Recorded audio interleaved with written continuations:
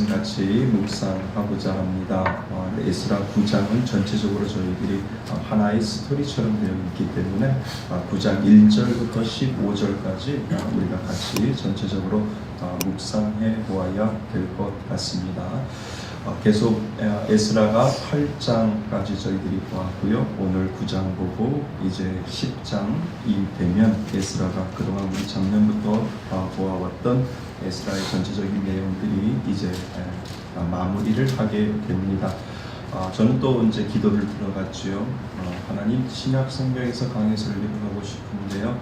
우리 교회에 맞는 말씀을 주시고 우리 교회에 맞는 신약 성경 중에 한 챕터를 해서 정말 2018년도에 우리가 해야 될, 우리가 말씀을 상고하고 그 말씀대로 지켜나가야 될 그 말씀을 주세요 하고 이제 저는 기도 들어갔습니다. 그래서 에스라가 끝나면 신약 성경 중에 하나를 선택을 해서 강해 설교를 준비를 하고 있습니다.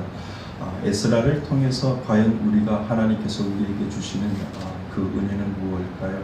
하나님의 성전을 짓는 것이죠. 하나님의 성전을 지을 때 건물을 짓는 것이 아닙니다. 정말 무너진 성벽을 세워나가고자 원하는 그 방법으로 회복을 꿈꾸는 자들에게 다시 회복의 희망을 주고 회복에 대한 은혜를 하나님께서 주시기 위해서 우리가 말씀에서 교회를 시작하면서 구약 성경 중에 에스라를 통해서 정말 우리에게 주시는 하나님의 그 은혜를 그대로 우리가 받아서 정말 에스라가 꿈꾸는 그러한 마음으로 하나님의 성전을 지어가고 하나님의 성전을 만들어가고 그 안에, 성전 안에 정말 그 내용, 하나님의 말씀에 순종하며 그 말씀대로 살아갈 수 있는 그러한 꿈을 꾸는 그러한 교회를 만들어가야 되겠다라고 하는 그 마음의 작정을 가지고 에스라를 쭉 강해 설교를 하는데 참 제 개인적으로는 많은 은혜를 받고 있고 또 말씀을 묵상하면서 하나님, 이러한 꿈이 제 안에서 변하지 않도록 도와주시고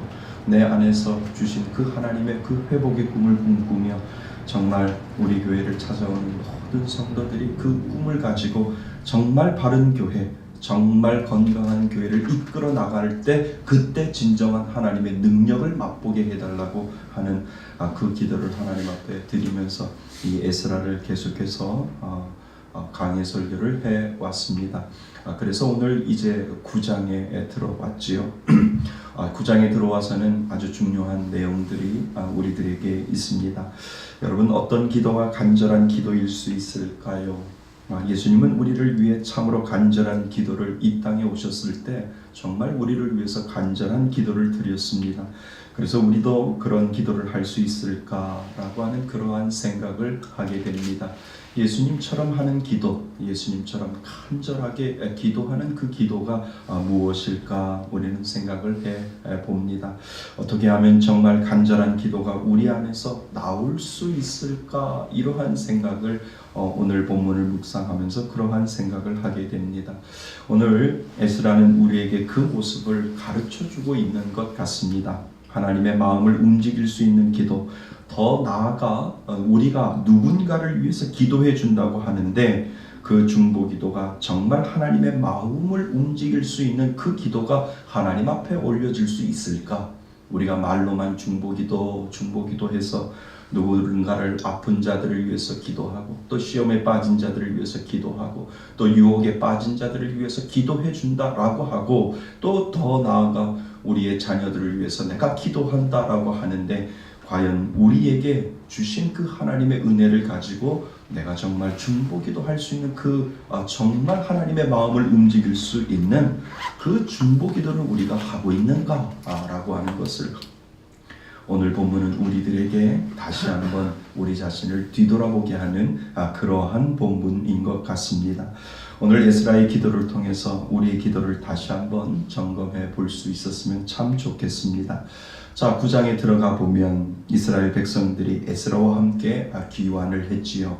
1차, 2차 포로 귀환을 통해서 2차 귀환을 하고 그들이 정말 이제 하나님을 모시고 살겠다고, 하나님의 뜻대로 살겠다고, 정말 하나님을 버리지 아니하고 하나님 뜻대로 살겠습니다 라고 해서 2차 포로 귀환자들은 출발하기 전에 어느 강가요?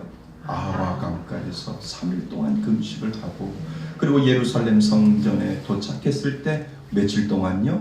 또 3일 동안 그들이 하나님 앞에 예배드리면서 하나님 정말 이 마음 변하지 아니하고 정말 하나님만 모시고 나의 중심 삶 속에 하나님의 뜻대로 살겠습니다 라고 하는 그 믿음의 고백을 예루살렘 성전에 도착을 해서 그들이 하나님 앞에 예배를 드리는 장면을 우리가 8장을 통해서 보아왔지요.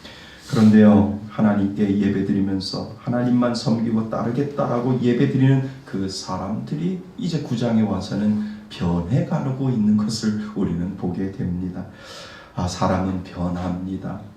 늘 첫마음은 변해가고 있는 것 같습니다. 사람은 늘 자신을 경계하지 아니하고 책질질하지 아니하고 가만히 내두면 이 죄의 방향으로 그냥 흘러가는 것 같습니다. 결국 죄에 대해서 둔감해지고 결국 죄에 빠지게 될 수밖에 없는 존재가 바로 사람이다 라고 하는 것을 오늘 본문은 우리들에게 여지없이 이야기해 주고 있는 것 같습니다. 어느 날요, 몇몇 지도자들이 옛사라를 찾아오지요. 그리고 나서 그 지도자들은 그동안 1차, 2차로 돌아온 그들의 돌아온 그들이 점점 이상하게 영적으로 변해가고 있는 그 사실을 이 에스라에게 보고하고 있는 장면을 지금 우리는 먼저 읽게 되는 겁니다.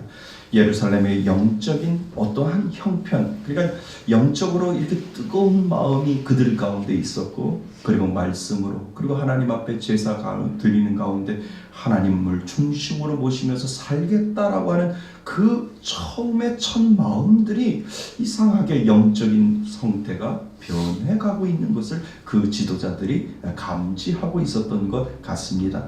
그래서 예루살렘의 영적인 형편에 대하여 소상하게 이 에스라에게 보고하는 장면부터 9장은 시작되고 있습니다. 첫 귀환자들이 예루살렘에 돌아온 지 2차로 귀환해서 전체적으로 그 1차, 2차 귀환이 거의 70에서 80년 정도가 흘렀지요. 그러니까 70년, 80년이 흘렀으니까 그때 가졌던 처음 영적인 그 분위기, 영적인 그러한 상태, 그 상태가 70년, 80년이 지냈으니까 그대로 그 뜨거움이 이어지기는 참 힘들지 않겠습니까? 그러니까 70년, 80년이 지나면서 백성들은 그들 앞세대의 순전한 신앙으로부터 점점 영적인 상태가 변해가고 있다라고 하는 것을 그들은 감지해 놓고 있었던 것이죠. 그러니까 무엇이 그들의 신앙을 벗어난 것일까? 어떤 이들은 신앙적 정체성을 버리고 이방인과 결혼하여 세속적 행복을 추구하며 살았다라고 하는 아주 심각한 어떤 드러나고 있는 영적인 상태를 그들이 에스라에게 보고를 하고 있는 겁니다. 그러니까 믿는 자가 믿는 자와 결혼을 해서 믿음의 대로를 이어가는 것이 그 당시에 바른 신앙관이었는데 그들은 여지없이 옛날에 했던 그 습성 그대로 이제 시간이 지나고 나니까 하나님만 모시고 하나님만 모시는 귀한 믿음의 가정을 이루겠습니다라고 하는 이 믿음의 고백을 하나님 앞에 했는데 여지없이 그들이 가만히 내어두니까 영적인 상태는 어둠으로 그냥 흘러가게 되고 그들이 이방신을 모시고 사는 이방 여인들과 결혼을 하여 세속적으로 어느 순간부터 아주 차츰 변해가고 있는 것을 그 당시의 지도자들이 알아차렸던 것이죠. 그러니까 영적인 상태가 점점 하루아침에 하늘을 달리다가 하루아침에 땅으로 기어가는 것이 아니라 점점 알지 못하는 어떤 영적인 둔감한 상태, 영적인 어두운 상태로 그들이 내려가고 있는 것을 지도자들은 알게 된 겁니다. 자폰이죠. 한마디로 순수하게 하나님을 믿는 백성들끼리 결혼해서 그 신앙을 이어가야 하는데 자폰의 문제는 포로 후기 이스라엘 공동체가 경험한 정체성의 위기를 가져올 수밖에 없는 그러한 이야기들이, 그러니까 이방신들을 모시는 그러한 일들이 점점점 일어나고 있다라고 하는 사실을 감지하게 되는 겁니다. 제가 언젠가 말씀드렸잖아요. 그냥 여인 하나만 가지고 결혼을 하면 참 좋은데 여인이 들어오면 뭐가 들어옵니까? 문화가 들어오면 그 문화 가운데 그들이 섬겼던 이방신들이 가지고 오기 때문에 하나님의 신과 이방신과 충돌이 일어나고, 그리고 여인들이 믿었던 그 신을 버리고 하나님을 믿는 것은 너무나도 힘들다라고 하는 겁니다. 그러니까 영적인 상태는 점점점 바닥을 향해서 달려가게 되는 겁니다. 그래서 오늘 본문은요, 그것을 거룩한 피가 이 땅에 사는 세상 모든 민족들의 피와 섞이게 되었다라고 오늘 본문을 보면 그렇게 표현을 하고 있습니다. 그래서 1절 말씀에 보면 뭐라고 되어 있습니까? 1절 말씀 한번 같이 볼까요? 9장 1절입니다. 시작. 이 일 후에 방백들이 내게 나와 이르되 이스라엘 백성과 제사장들과 레위 사람들이 이 땅 백성들에게서 떠나가지 아니하고 가나안 사람들과 헷 사람들과 브리스 사람들과 여부스 사람들과 암몬 사람들과 모압 사람들과 애굽 사람들과 아모리 사람들의 가증한 일을 행하여, 그러니까 가증한 일을 행했다라고 그들이 지금 에스라에게 보고를 하고 있는 겁니다.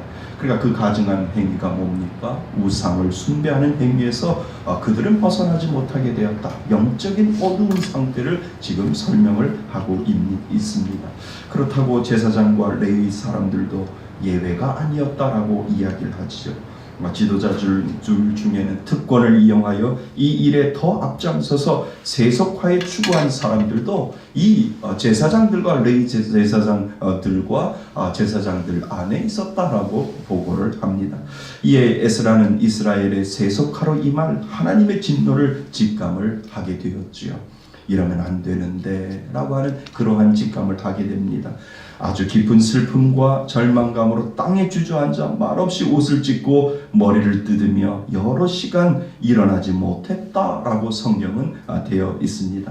그러니까 에스라가 그 거룩함을 지키지 못한 것에 대한 통탄이 그 안에 들어있는 것을 여지없이 성경은 우리들에게 가르쳐주고 있지요. 그러니까 에스라의 그 비통함이 이 성경 안에 들어있는 겁니다. 우리 4절 읽어볼까요?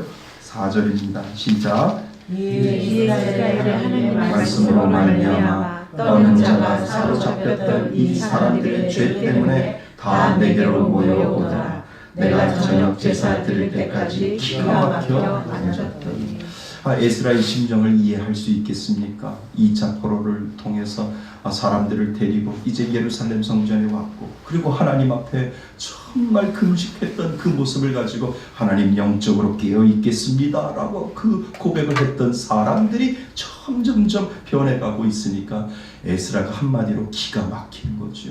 그 사람들이 영적으로 깨어있지 아니하고 어둠 속에 점점점 들어가는 그 모습을 성경은 여지없이 에스라의 심정, 비통해하는 심정이 기가 막히다라고 하는 거죠. 기가 막혀서 속옷을 찢고 겉옷을 찢고 모든 것들을 다 머리털과 수염을 뜯으며 기가 막혀서 어떻게 할까라고 하는 이 영적인 비통함을 지금 에스라는 이야기를 하고 있습니다. 한마디로 에스라는 공동체의 범죄로 인한 슬픔을 지금 표현하고 있는 겁니다. 어찌 이런 일이 있을 수 있을까? 어떻게 이런 일이, 내가 그들을 데리고 하나님의 뜻대로 살겠다고 그렇게 고백했는데 어떻게 그들이 그럴 수 있을까라고 하는 이 비통함의 모습을 에스라는 우리들에게 보여주고 있는 겁니다. 여러분, 우리도 늘 깨어서 기도해야 하지요. 우리도 변할 수 있다는 겁니다. 그래서 내 안에 나의 모습 가운데 세상을 쫓는 세속적인 부분이 있지는 않는가? 우리는 늘 생각해야 한다는 겁니다. 사람은요, 언제라도 변할 수 있을까요? 변할 수 있습니다. 그런데요, 이 말씀을 묵상하면서 사람이 변한다? 이런 생각에 가지고 기도를 하면서 묵상을 하는데, 정말 사람이 변하는 걸까요? 아니면 있는데 그것이 드러난 것일까요? 사람이 변한가요? 아니면 내 안에 그 죄악된 속성이 있는데 그것이 드러난 걸까요? 아니면 변한 건가요? 사람은 새로운 사람이 없지요. 사람은 변하는 게 아니고 있는 거예요. 있는데 이것이 죄악된 속성이 나를 계속 끄집어 올리니까 그것이 내 안에서 드러나는 것이 더 맞다라고 하는 겁니다. 그러니까 여러분, 우리 사람은 누구나 다 있어요. 사람은 에게나 누구에나 다 있는데 그리스도의 십자가의 사랑으로 우리는 이미 의롭다 여김의 옷을 하나님이 입혀주셨어요. 그러니까 우리가 죄악된 속성을 가지고 있어요. 그러니까 죄악이 완전히 우리 안에 떨어져서 예수 그리스도처럼 완전한 우리의 본체를 가지고 있는 것이 아니라 우리가 여전히 죄의 상태에 있지만 하나님이 우리를 자녀 삼으시고 예수 그리스도의 보혈의 피로 말미암아 괜찮아, 너희들은 의로운 사람으로 내가 옷을 입혀줄게 라고 예수 그리스도가 우리들에게 의로운 옷을 입혀주었을 것이지 우리 안에 죄악된 그 속성은 없어지지 않았다는 겁니다. 우리 안에 가지고 있는 그 죄악된 속성을 가지고 있지만 예수 그리스도의 그 보혈의 피로 말미암아 우리는 의롭다고 인정함을 받게 되었다라고 하는 것이죠. 그것이 신약 성경에서 우리들에게 여전히 이야기하고 있는 것입니다. 그래서 우리가 그 은혜로 살아가지 아니하면 안 된다라고 하는 거지요. 예수 그리스도의 은혜로 말미암아 그 옷을 입혔는데 우리 안에 그 속 안에는 죄악된 속성들이 누구나 다 가지고 있다는 거예요. 누가 그것을 푹 찔러내기만 하면 드러낼 수밖에 없는 그 존재가 바로 우리 인간이다라고 하는 겁니다. 그러니까 그 은혜가 아니면 우리 안에 쓴물들이 여전히 올라올 수 있다는 거예요. 사람이 변해가는 것이 아니고요. 그 안에 있는 그 쓴물들이 누군가가 푹 찔러주기만 하면 여지없이 내 안에 그 쓴물, 죄악된 속성들, 죄악된 성품들이 여지없이 드러난다라고 하는 겁니다. 그러니까 이스라엘 백성들이요, 포로를 통해서, 포로 귀환을 통해서 예루살렘에 왔어요. 근데 그들은 하나님의 은혜를 통해서 하나님의 은혜로 말미암아 이제 예루살렘 성으로 돌아왔습니다. 하나님 그 은혜로 이제 살겠습니다. 하나님 앞에 고백을 했지만 그 안의 속성은 어때요? 변하지 않았어요. 그냥 그 은혜가 그것을 덮어놓고 눌러놓는 거예요. 너 일어나면 안 돼. 너 네 안에 있는 죄의 속성들 드러나면 안 돼. 안 돼. 근데 누가 막았습니까? 하나님의 은혜가 그것을 막아냈다라고 하는 겁니다. 그런데 점점 그 은혜의 껍질들이 두꺼웠던 그 은혜의 사랑들이 점점 얇아지니까 내 안에 있는 죄악된 속성들이 드러나게 되는 거죠. 그러니까 그것을 사람들은 사람이 변했다라고 하는 겁니다. 그러니까 정확하게 이야기하면 변한 것이 아니라 내 안의 속성들이 죄의 속성들이 드러난 것이지. 그러니까 우리가 찬양 부르잖아요. 은혜 아니면 살아갈 수가 없네. 뭐마저도요? 호흡마저도 다 주의. 그러니까 호흡마저도 다 주의 것이라고 우리가 고백하지 아니하면 우리 안에 죄악된 속성들은 언제라도 우리를 괴롭히고 우리 안에 드러날 수밖에 없는 우리는 연약한 존재다라고 하는 것을 우리들에게 보여주고 있는 겁니다. 그러니까 우리의 두 얼굴의 모습이 있다라고 하는 것. 우리는 죄악된 모습의 얼굴이 있고 은혜의 얼굴의 모습이 있다는 것. 근데 예수 그리스도의 그 구원을 경험한 자, 예수 그리스도의 그 사랑을 경험한 자는 그 죄악된 부분들을 은혜의 얼굴로 덮어버렸다는 거죠. 그런데 그 은혜가 떨어지면 그 은혜 때문에 우리가 여태껏 살아왔는데 그 은혜가 떨어지면 그 은혜 때문에 우리가 살아왔는데 그 은혜가 떨어지면 우리 안에 있는 그 죄악된 속성들이 여지없이 드러난다는 거예요. 경험 안 해보세요. 저도 목사인데요. 그냥 여지없이 드러나는데요. 저를 몰라서 그렇죠. 저 혼자 있으면 막 욕하는데 운전하다가 얼마나 욕하는데요. 그러는데 그러고 나서 성도들 앞에서는 아유 할렐루야 이렇게 하지. 성도들 앞에서 그러지 않잖아요. 그리고 우리들 안에는 그 모습들이 있다는 거예요. 그러니까 은혜 아니면 살아갈 수가 없는 거예요. 은혜가 나를 덮어놓고 이 나를 건드리지 않으면 우리는 살아갈 수 없는 연약한 존재다.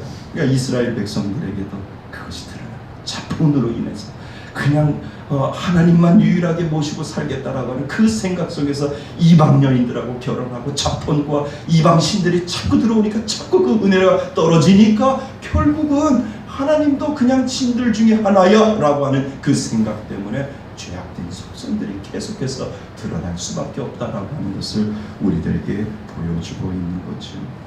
뿌리 깊은 죄성이라고 하는 책을 읽어본 적이 있어요. 우리 안에 뿌리 깊은 죄성은 이미 오래전부터 시작되어 있다는 것이죠. 그러니까 노아의 홍수가 세상을 뒤엎었지요. 세상을 덮는 이 홍수를 경험한 노아의 아들들은 그 이후부터 트라우마가 생겼다라고 이야기를 합니다.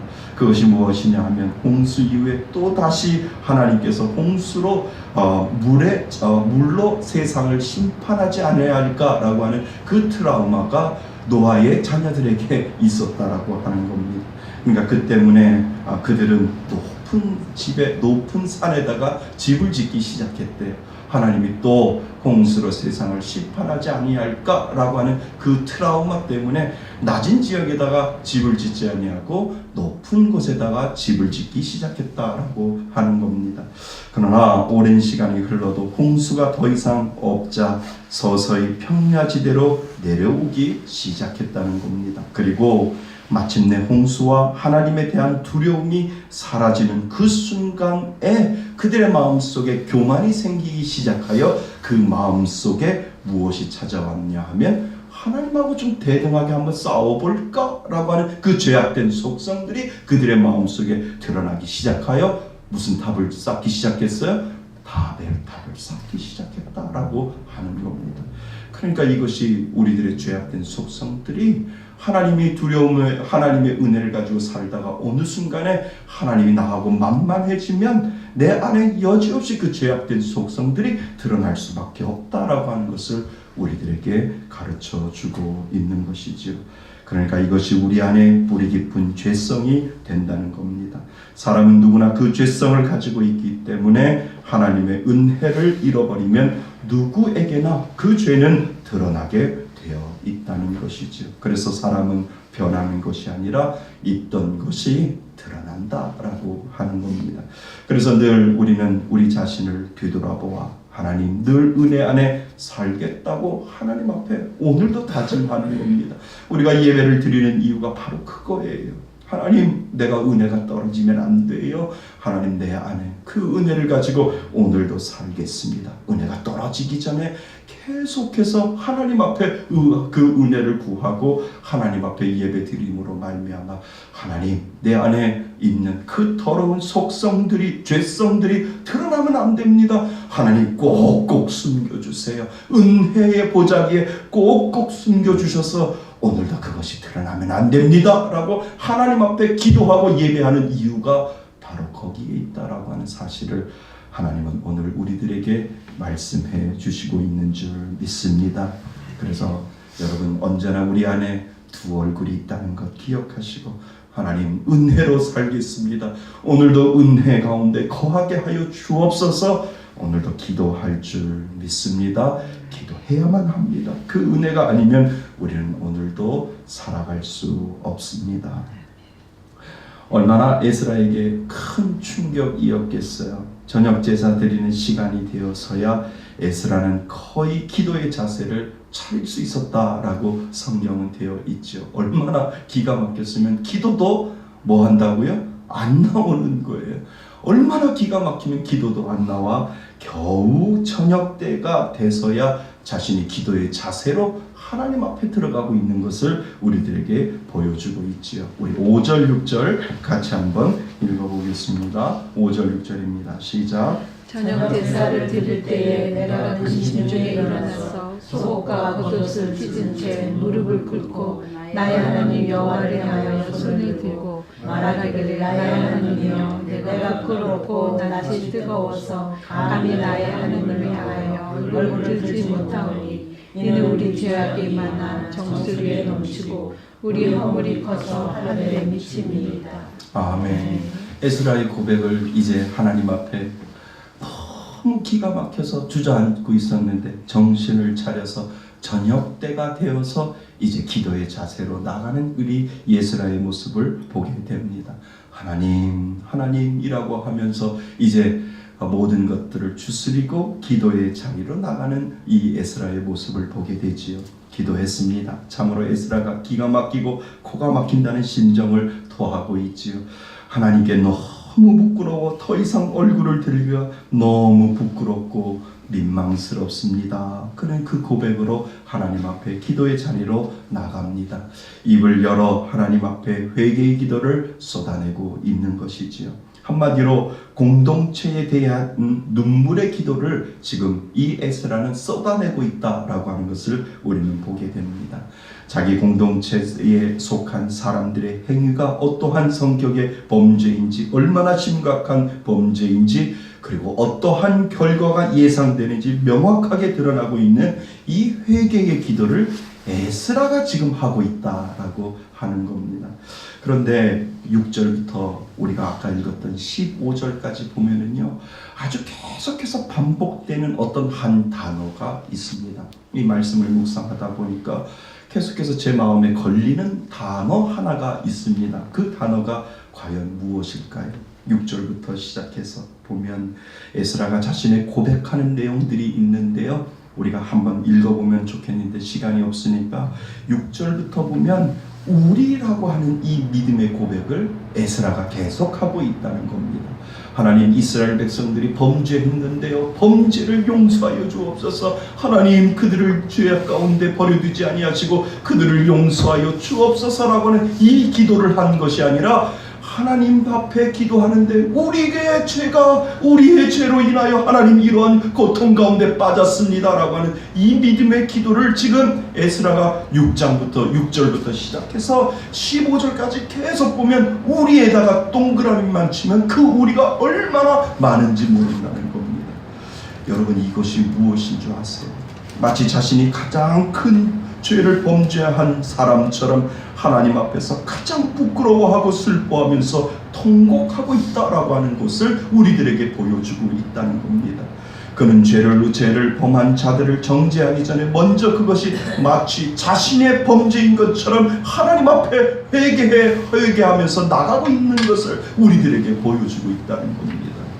그러니까요, 하나님, 이스라엘 나는 잘못이 없습니다. 하나님, 이스라엘 백성들이 잘못을 했습니다. 하나님, 이스라엘을 그 죄악 가운데 건져 주옵소서 라고 기도하는 것이 아니라 하나님, 우리가 범죄했습니다. 우리의 죄를 용서하여 주옵소서라고 하는 이 우리에 대한 고백을, 자신도 하나님 앞에 죄를 짓고 있다라고 하는 그 사실을 고백하며 하나님 앞에 회개의 자리로 나가고 있는 것을 우리는 지금 보셔야 된다는 겁니다. 여러분, 에스라가 기도할 때 이렇게 표현한 이유는 무엇일까요? 에스라는 지금 이 이스라엘 공동체와 자신을 동일시하고 있다라고 하는 겁니다. 그가 하나님을 버리지 아니하고 그는 죄악을 가지고 있지 아니하고 그는 범죄하지 아니했는데 그가 기도하는 그 기도를 보면 이스라엘의 죄를 나의 죄처럼 동일시하며 하나님 앞에 기도하고 있다라고 하는 그 사실을 우리는 먼저 보셔야 된다는 것입니다. 그러니까 우리는 에스라엘의 기도를 통해서 우리의 중보 기도를 다시 한번 생각해 보셔야 합니다. 그러니까 어쩌면 우리의 중보 기도는 정말 어떻게 보면 중개인 역할을 하는 기도에 불과하지 않을까라고 하는 그 생각에 우리는 머물러 있다라고 하는 겁니다. 그러니까 누군가를 위해서 중보 기도합니다. 교회를 위해서 중보 기도를 하고, 교회 성도를 위해서 중보 기도하고, 내 자녀를 위해서 기도하고, 내 남편을 위해서 기도할 때 정말 중개인처럼 그러한 중개인 역할을 하는 그 기도를 우리가 어쩌면 드리고 있다라고 하는 그 사실을 하나님 우리들에게 다시 한번 가르쳐주고 있다는 겁니다.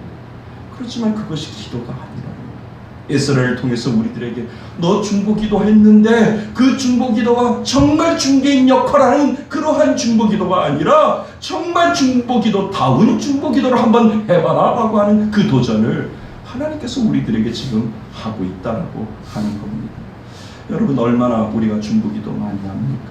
하나님 도와주셔서 꼭 그 사람 해결해 주세요. 이러한 기도하잖아요. 하나님, 그분 회개하고 돌아올 수 있도록 그 마음을 붙잡아 주세요. 이러한 기도 우리 하잖아요.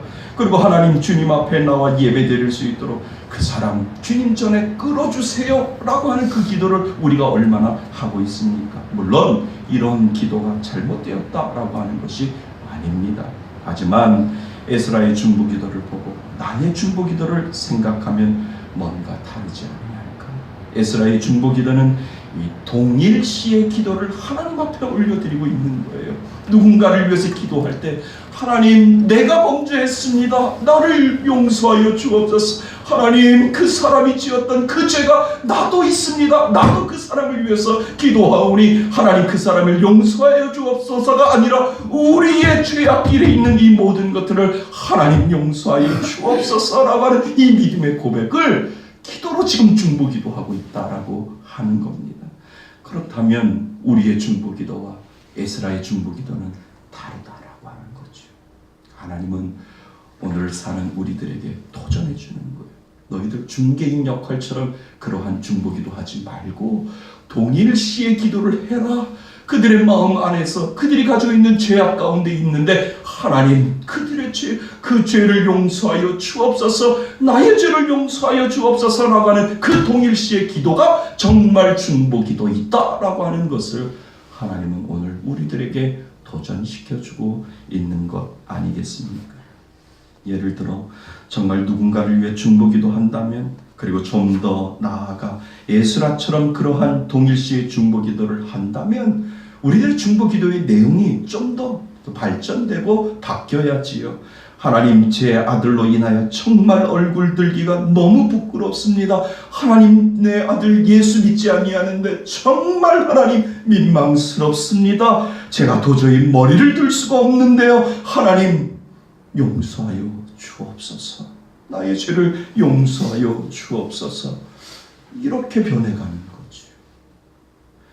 주여, 이런 일들이 있었는데 우리가 주의 계명을 저버렸으니 우리가 무슨 말을 하겠습니까? 하나님, 용서하여 주옵소서.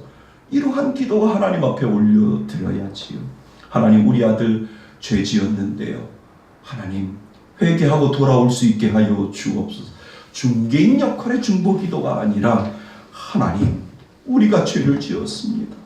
우리가 죄를 지었사오니 하나님 용서하여 주옵소서. 이것이 동일시의 중보기도다라고 하는 것을 우리들에게 가르쳐주고 있는 겁니다. 에스라는요, 그 기도를 하나님 앞에 올려드리는 거예요. 하나님, 우리에게 일어난 일은 우리의 악행과 우리의 큰 죄악에서 비롯된 것입니다. 하나님, 용서하여 주옵소서. 사랑하는 성도 여러분, 우리들의 중보기도를 다시 한번 생각해 보셔야 되지 않을까요? 정말 중개인 역할하는 중보기도가 아니라 정말 에스라의 마음을 닮아 동일시하는 이 중보기도가 얼마나 필요한지 모른다라고 하는 사실을 우리들에게 이 에스라의 기도를 통해서 하나님은 저와 여러분들에게 오늘도 가르쳐주고 있는 줄 믿습니다. 이런 기도와 그동안 우리가 기도하는 철저히 중개인 역할을 하는 기도하는